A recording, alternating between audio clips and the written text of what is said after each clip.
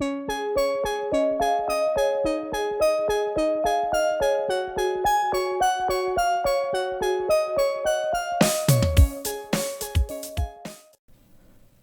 awoke the next morning groggy from the night of partying. Something felt weird, but he couldn't put his finger on it. He got out of his sleeping bag and went downstairs. Jake was sipping some coffee and reading a book, as golden rays of morning light were cast throughout the treehouse. "Hey there, party animal," Jake said, looking up from his book. "Finally awake?" "Yeah, man. Last night was totally rad. I feel a little sick, though," Finn said, rubbing his stomach. Maybe it's from all that dancing you and Marcy were doing," Jake offered. "Dancing? With Marceline? Why would I do that?" Finn asked. Jake was very confused at the last sentence. Because you two lovebirds are getting married?" Jake said, putting down his book. He seemed worried. "What?" Finn exclaimed. "Why would I do that? We're just friends." Finn was very confused. "Dude, are you feeling all right? Maybe you should go back to bed," Jake said softly. "Yeah, maybe I should. I feel kind of strange," Finn said, rubbing his stomach again. He had no clue why everything seemed so strange today. "Okay, buddy, go get some rest." After Finn had left the room, Jake began to panic. "Oh, drat on my claw, what's going on with Finn?" Jake decided the best course of action would be to go to Marcy. She would want to know that Finn was acting odd. Jake arrived at Marceline's house and took a seat in her living room, after being greeted with a little bit of confusion from Marcy. "Marceline, I don't think Finn's feeling too hot. He woke up this morning acting very strange." "What type of strange?"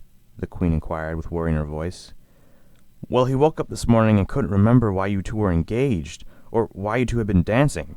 It's like he forgot that he loved you," Jake said. Marceline was shocked. She had never expected anything like this to happen.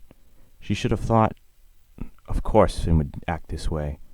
He had been having second thoughts for a while, and now he was just going to run away from the whole thing by pretending to have some kind of amnesia. Marceline had gotten her hopes up for nothing. She should have known that she was going to be alone forever. Nothing was going to change that. Nobody cared enough to.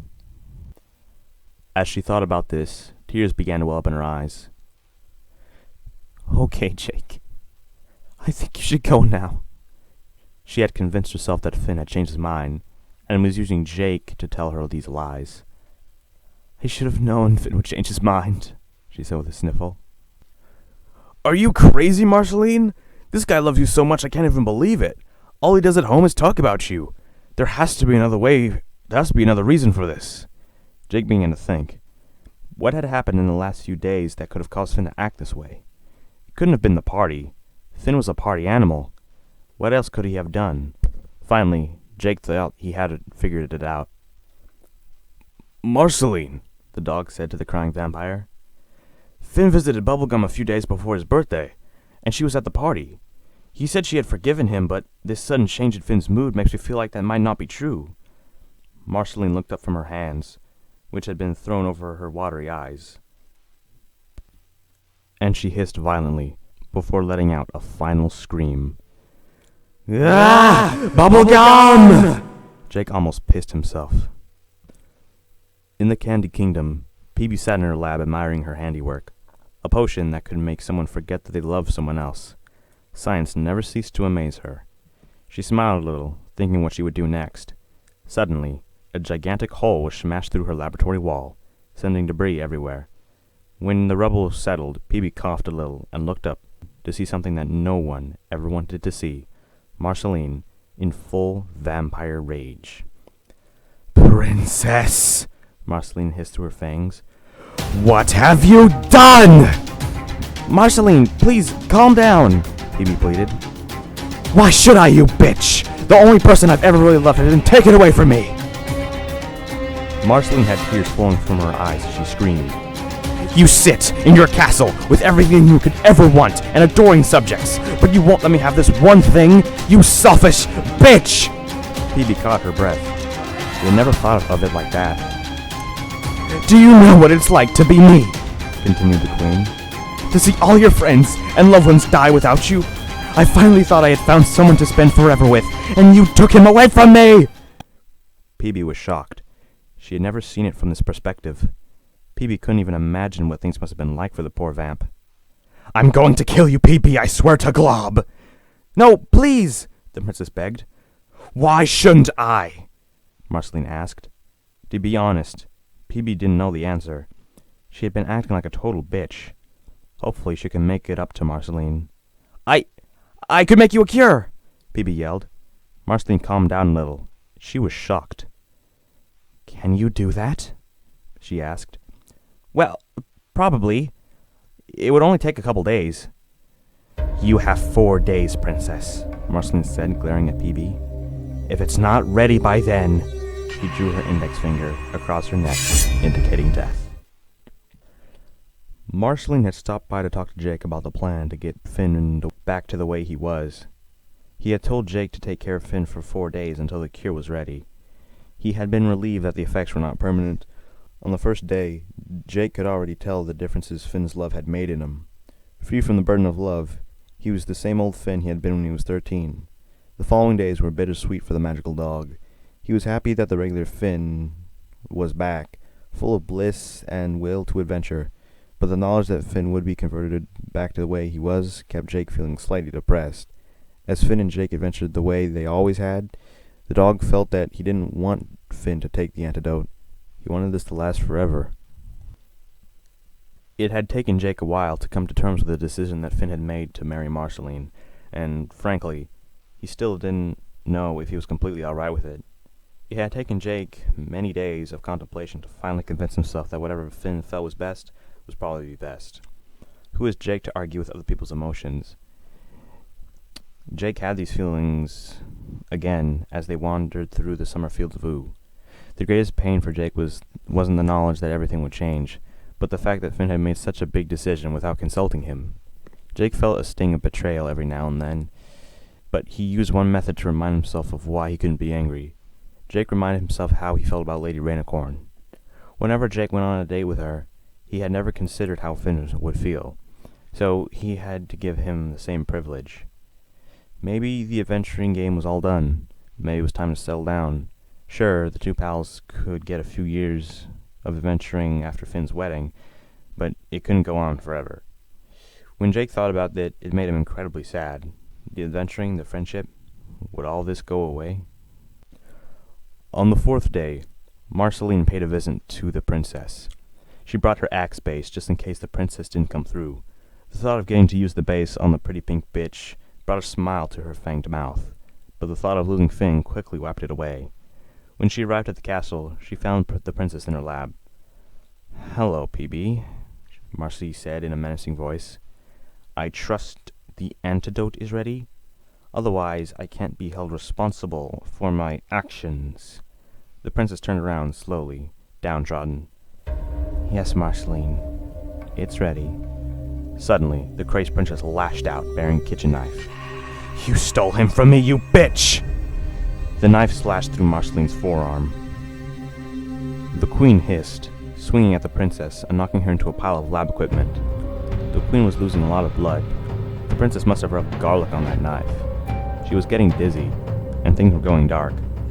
Marceline started to cry in her defeated state. For such a short time, she had everything she could have ever wanted. She had friends, she was loved, and most importantly, she had someone to spend forever with. It had all been such a beautiful fantasy, like something from a story, too good to be true. Marceline laughed at her own ignorance. She had been so naive.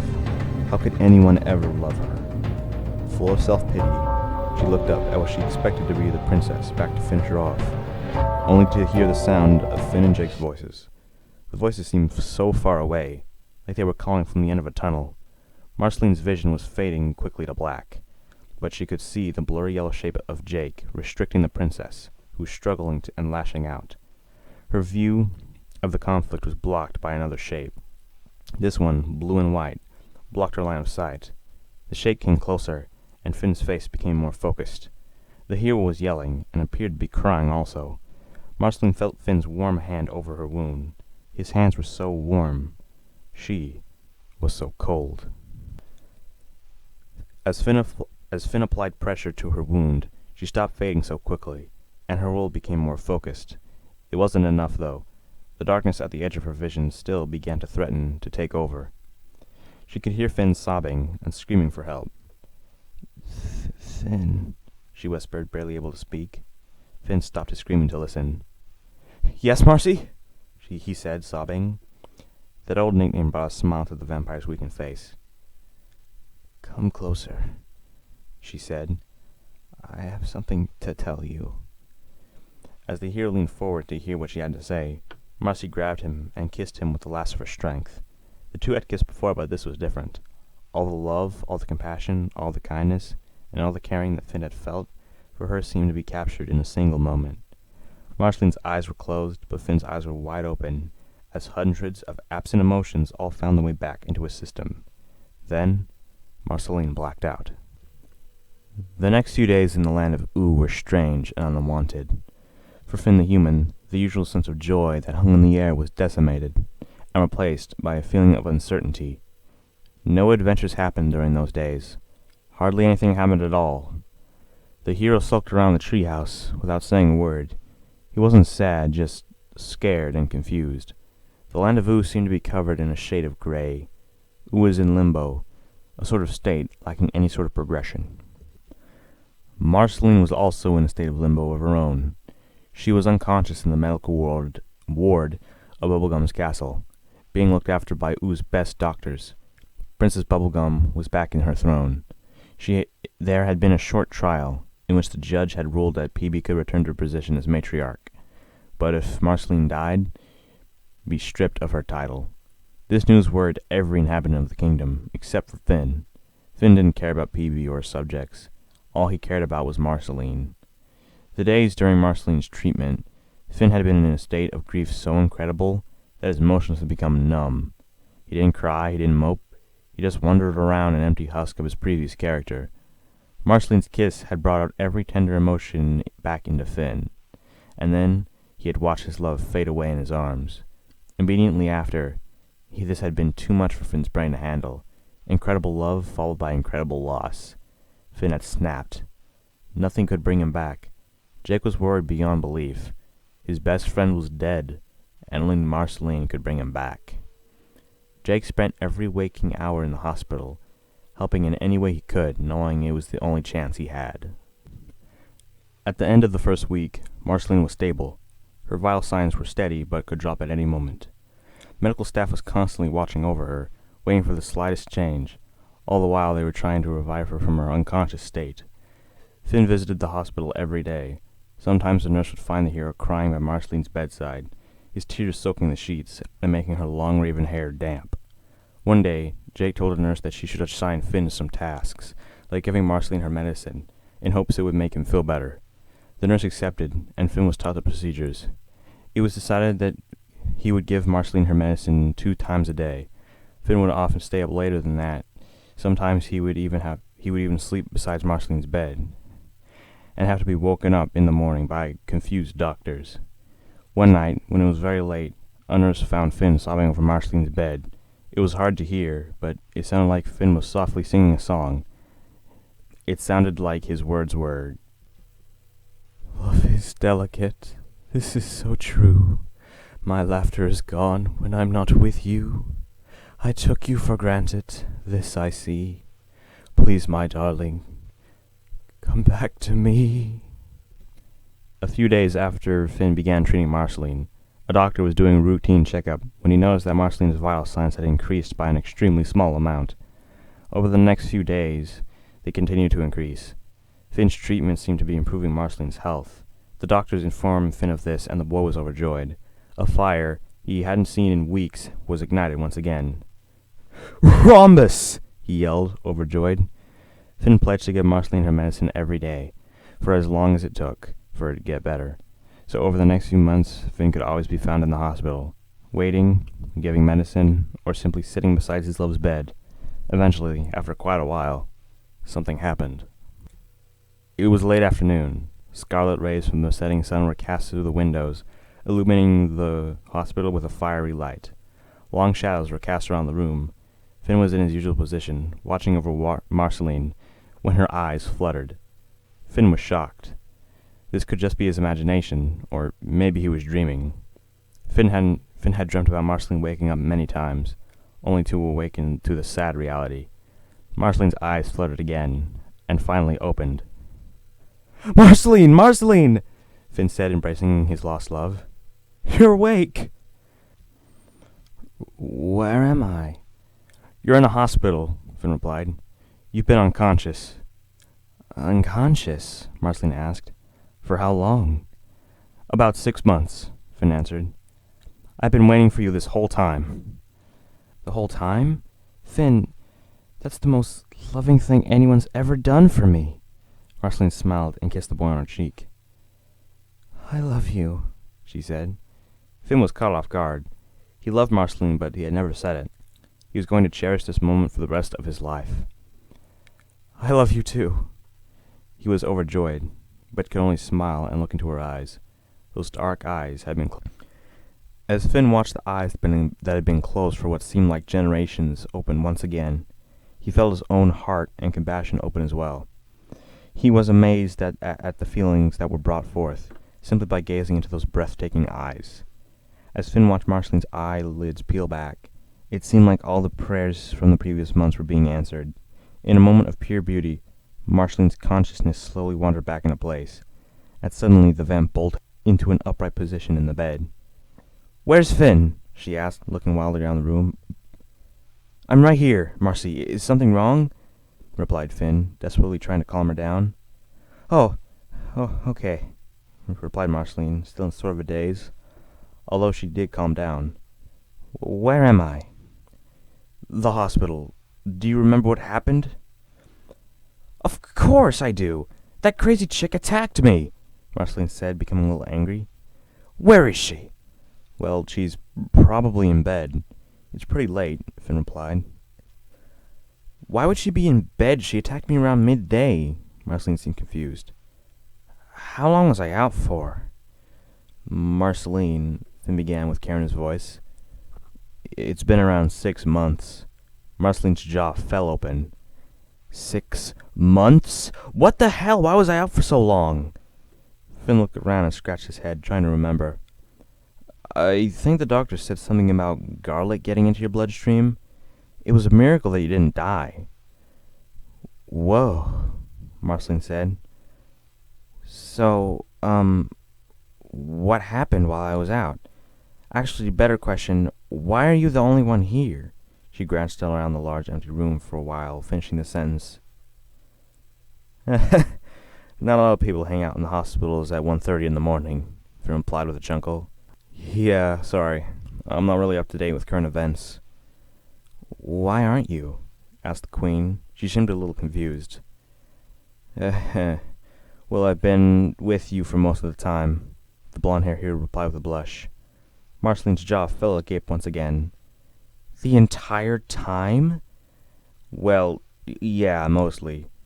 Jake brought me food, and I even helped around with the doctors give you medicine," Finn replied, scratching his head again with embarrassment, this time rather than confusion.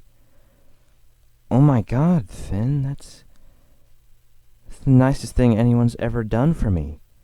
And I wasn't even conscious to appreciate it." Marceline laughed, and she seemed touched. "Hey, no sweat. It's not like I didn't enjoy being here with you, even if you weren't awake." Suddenly, Marceline lunged forward and planted a big smooch on his lips, and covered him in a loving embrace. "You sweetheart, you're awesome." She suddenly fell back into bed, upset. "Wait, it's been 6 months? So there's only 6 months until you turn 18? And I took the other 6 away from you." Marceline buried her face in her hands. "Marceline," Finn said, grasping her hands and looking into her eyes. "If I had wanted to be anywhere else during those 6 months, I would have gone. But I wanted to be here with you. That doesn't sound like a waste of time to me." Marceline appeared to be in a trance from these words, but Finn wasn't the timid little boy he used to be. He clasped her hands and leaned in, planting his lips on hers. Finn felt once again the sensation that he had been missing for what seemed like an eternity, but was really only 6 months. Finn pulled away and said, "Come on, hun. Let's go home. The two exited the hospital and flew back to Marceline's cave through the night sky, their silhouettes flying across the night sky. Like all things, the next 6 months seemed to take forever while they were happening, but now, a couple days before the wedding, it had seemed like it had passed so quickly. Finn's adventuring had continued just as planned, but how was it supposed to be the same when everything had changed? Finn had been living at Marceline's for the past 6 months, and this had been incredibly tough for Jake. When he found out Finn was leaving the treehouse, he had really driven home the fact that everything was changing. Finn had to console the magical dog with the idea that Lady Radiacorn could replace his spot as their roommate. The wedding had been all planned, and was ready to go. Everyone in Oo was invited, even Princess Bubblegum. Shortly after Marceline's rehabilitation was complete, the princess had offered a heartfelt apology. It wasn't easy for Marceline or Finn, but they were finally able to forgive her for what she had done and move on. It was a warm summer afternoon as Finn studied his apparel. He was wearing a suit and didn't seem happy with the reflection he saw in the mirror. Finn and his best man were preparing for the big night at his treehouse. "I don't like it," Finn complained. "You're not supposed to like it, you're just supposed to wear it," Jake replied. "It's tradition." "Well, tradition is bonkers if you ask me," Finn said, adjusting his collar. "Sure it is," Jake said. Finn wandered around the treehouse that held so many great memories. It was odd to think he had met his fiancée in this very house 5 years ago. It seems like such a short amount of time in which he had changed from a stranger to his future wife, and Finn had been so glad it worked out that way. Finn peered out the window into the lush landscape, ripe with fun and adventure. A few years ago, he would have been outside in the sun. Today, however, was the day that the sunlight that had brightened so many adventures would become an enemy. Although Finn was nervous at the impending changes, he was also filled with joy. His old dream to be an adventurer was coming to an end. He was being replaced with another dream to marry the love of his life. Finn counted his blessings that he had been able to fulfill both. The sun was making its ways over the green hills of a green field, as white chairs were being set up down two very large sections. The wedding needed a lot of chairs to accommodate all the guests. The wedding could not be held during the day due to the sunlight. They could have had it inside, but Finn and Marceline both wanted it to be outside. The stairs were barely visible in the darkening sky. As the guests filed into their seats, a traditional wedding song was played as Finn made his way to the bleach-white arch that had been positioned in front of all the chairs. Finally, just as the brightest and most beautiful stars appeared, the most beautiful thing Finn had ever seen appeared with them. Marceline looked strikingly beautiful in her gown. It was strange to see her dressed in white, but it was breathtaking nonetheless. Her raven hair cascaded beautifully down her neck. Her face was filled with solemn joy as she made her way up the aisle. The formalities were started. During them, Finn could do nothing but gaze into Marceline, captured by her beauty. "Stop staring at me. You look like a goof," Marceline whispered. "I can't. You look so beautiful," Finn said. He was giving a compliment. He was stating the truth, and Marceline blushed. Marceline never blushed. All the vows and formalities that was accompanied by the finale led up to the climax that everyone was waiting for. It was time for the couple to kiss. However, due to the circumstances, it wasn't a kiss. It was a bite. A bite that would seal it all. Marceline leaned forward and whispered into Finn's ear. "Are you ready?" she asked.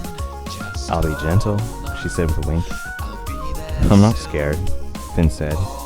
He actually was somewhat scared, but he would never show it. Marceline's lips brushed across Finn's skin.